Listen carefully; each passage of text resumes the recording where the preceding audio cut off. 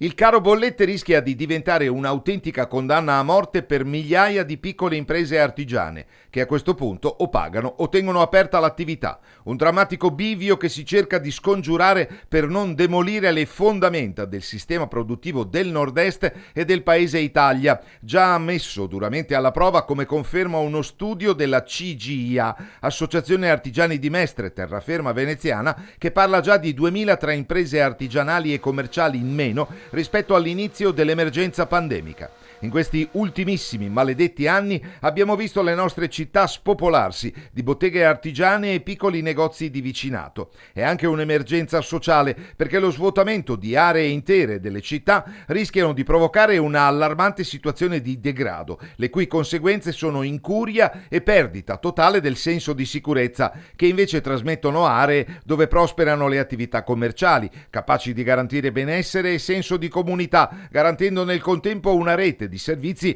in zone cittadine di prossimità, ovvero lontane da territori privilegiati quali centro e punti caldi della movida e del passeggio cittadino, vale a dire i tradizionali punti di ritrovo di persone di giovane e media età, ma anche di famiglie e persone anziane.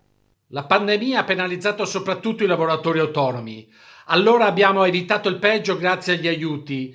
Ora dobbiamo sostenere queste piccole attività, pagare le bollette, altrimenti chiuderanno per sempre tante botteghe artigiane e altrettanti piccoli negozi di vicinato, rendendo meno vivibili e più insicure le nostre città.